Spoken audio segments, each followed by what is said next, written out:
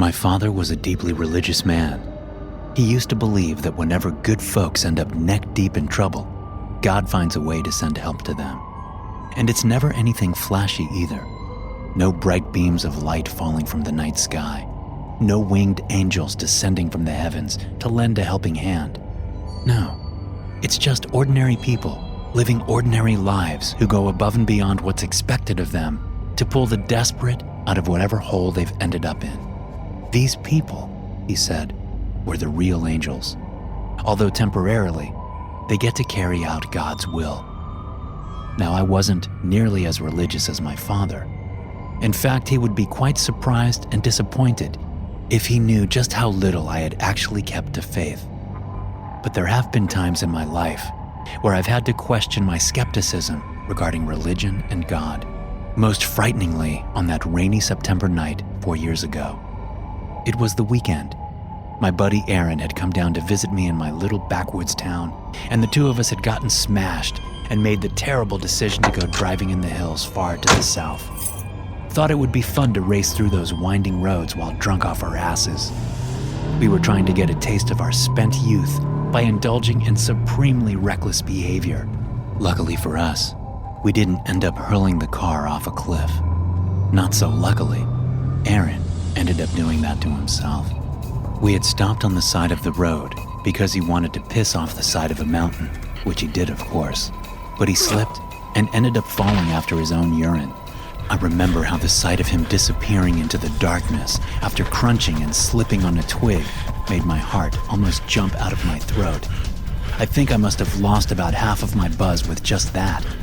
The rest was gone when I spotted his battered and bloodied body on the ground below. Aaron was fortunate that he only fell and smashed his head open on the lower half of a switchback. If the angle had been off by even a little, he would have been too far gone to be saved. But he wasn't. He still had a chance to live. The second I spotted dark blood pooling near his head, I started running back down the road before remembering I had a car with me. I staggered back to it as quickly as I could, plopped myself into the driver's seat, and drove all the way back down to where his body had been. He wasn't moving when I got to him. For a second, I was afraid I was too late. I checked his pulse, still alive.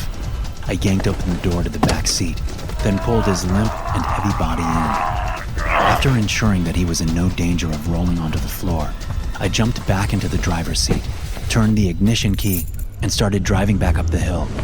I couldn't go back to my town. There were no medical facilities there.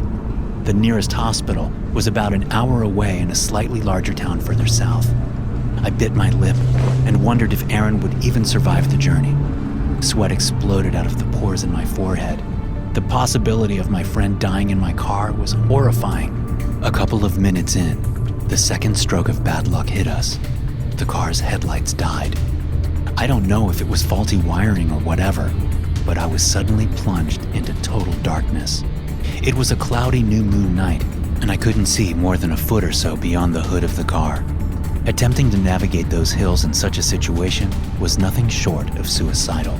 Yet I had to try.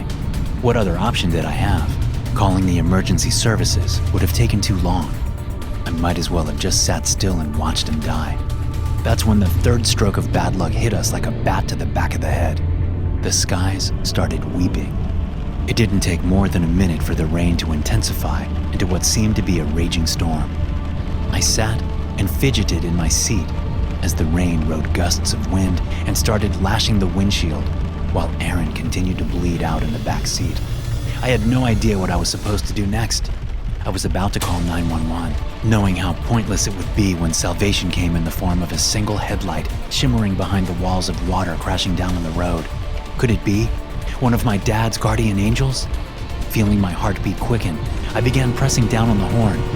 The motorbike slowed down as it approached my car, came to a halt right next to my window. A middle-aged male voice issued from beneath the helmet. "Why have you switched your headlights off? Almost didn't see you." "There's something wrong with them," I answered quickly. "Listen, man, I need your help. My friend is hurt, and I need to get him to the hospital. The problem is I can't fucking see anything. Could you please help me out?" The helmet bobbed readily. "Sure thing. Stick to my ass. I'll be your flashlight. I'll lead you past these hills, onto the highway and to the town down south. Think you can do that?" I nodded before he had even finished speaking, silently thanking God for sending him to me in my hour of need. And that's what the rest of that night's journey was like. The man slowly and cautiously led us out of the corkscrew-like roads that webbed those hills. For almost an hour and a half, I stuck to that bike, paying no attention to anything other than its taillight. Finally, the stormy journey was brought to an end as the man brought us close to the twinkling lights of a town, bade a grinning goodbye, and drove off. I thanked him profusely before I resumed the last stretch of the journey under the glare of wet streetlights. My heart sank as I recognized the streets I was driving through. My father's words came rushing back to me. Guardian angels. I thought that if he was right, and if that God was real, then it meant that so was the devil. The man on the bike had taken advantage of my lack of sight to bring us to another town half an hour away from the one with the hospital. Cold. One word, one thought, frozen in my brain. An ice-choked breath misted past my lips, rattling my lungs. I leaned forward and squinted to see through the foggy windshield. Was it time to clean it again already?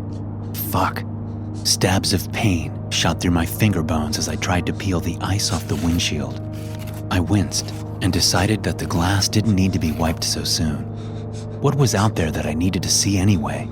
Nothing but impenetrable walls of snow falling on frozen asphalt. And what would be the point of cleaning the damned glass again? Nothing mattered in this place after all. Nothing at all. God, how long had it been since we'd been on this road? Hours? Days? Weeks? I couldn't even tell anymore. Time seemed to stretch and squeeze and wrap around back on itself in this place. Nothing seemed real, except for the cold. Biting, numbing, freezing cold. I heard a hacking cough behind me. It was Adam, hunched over on his knees, his eyes glued to his phone, which was somehow still working. His ice-caked eyebrows furrowed as he muttered something incomprehensible. Huh? I croaked. What did you say? This doesn't make sense, he whispered. We're going through the same stretch of road, over and over again. How? I sighed and turned back around, not bothering to give a reply. Adam wasn't the only one experiencing deja vu, for we had this same short conversation 5 times already. Or was it 6? I'm sure it was less than 7 at least. It's like we're stuck in a loop. Yes, we were.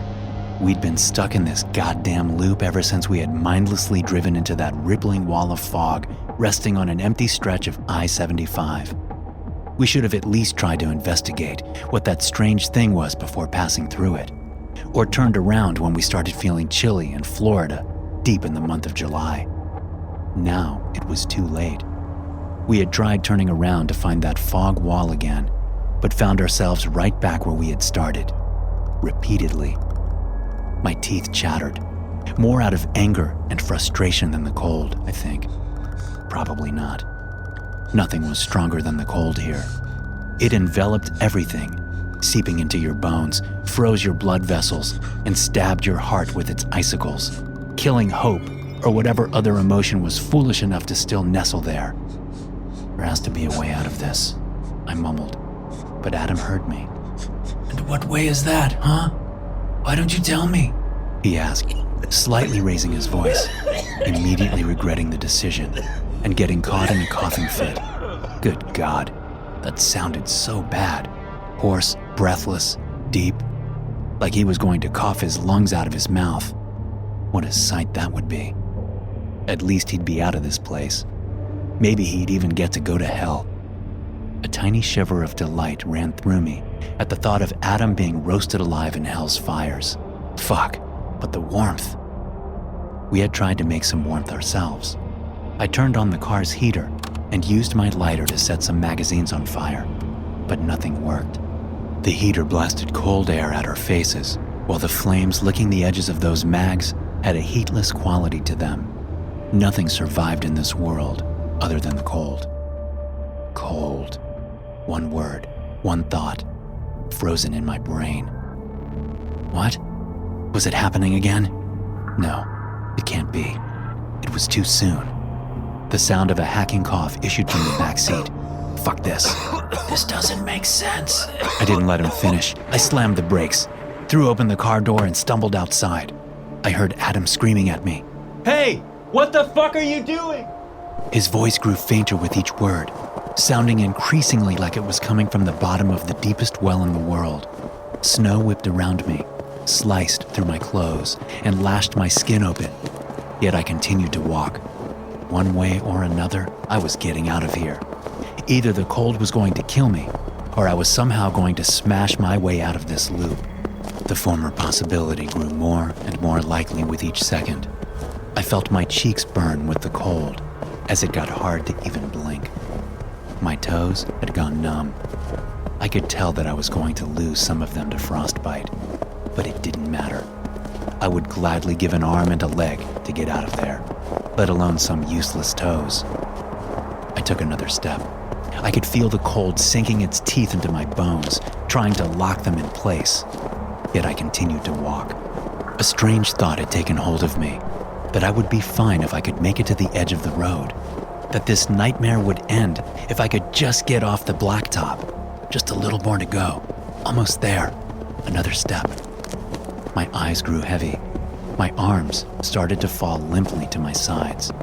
Just another step. Just another. God, it was so cold. So cold. So cold. One word, one thought, frozen in my brain. I felt a tear freeze down my cheek. Why? Why was I back in the car again? Why? When will this journey end? This road. This goddamn road. Thanks for listening. If you enjoy these stories, be sure to subscribe to the podcast and check out some more of my episodes here.